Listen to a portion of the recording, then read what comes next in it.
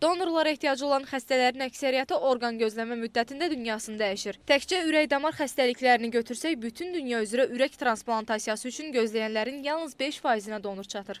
Azərbaycan Ürək-Damar Cərrahiyyəsi Cəmiyyətinin sədri Kəmran Musayev deyir ki, transplantasiya əməliyyatları ölkəmizdə doğrulu aparılır. İndi ürək transplantasiyasının aparılması istiqamətində işlər görülür.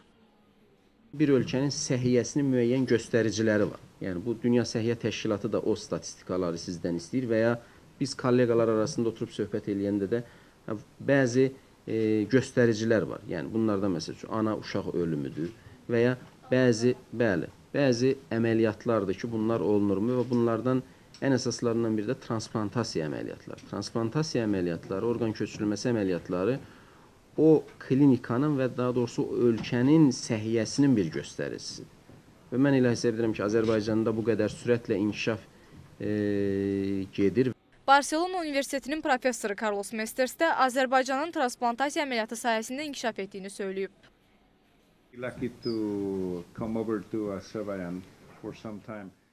Azərbaycanda bir neçə dəfə olmuşam.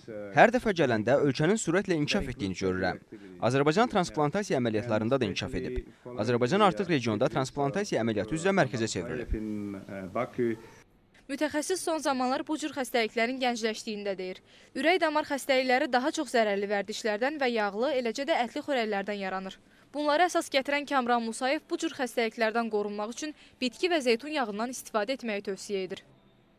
Yeri gəlmişkən Azərbaycanda donor olmaq istəyənlərin sayı artıb. Avropa ölkələrinin qanunvericiliyinə əsasən orqan transplantasiya üçün xəstə yaxınlarından icazə alınmır. Kəmran Musayev hesab edir ki, Azərbaycanda da bu istiqamətə qanunvericiliyə dəyişiklik edilməli və transplantasiya mərkəzi yaradılmalıdır. Yeri gəlmişkən Azərbaycanda milli lider Heydər Əliyevin anadan olmasının 90-cı ili ilə əlaqədar mayın 17-dən 19-una dək Bakı Ürək Günləri 3-cü beynəlxalq konqresi keçiriləcək. Konqresdə 40-a yaxın ölkənin kardioloq və kardiocərrahları iştirak edəcək. Nərmin Əhmədli, Emin Şahverdizadə, Yurt Xəbər.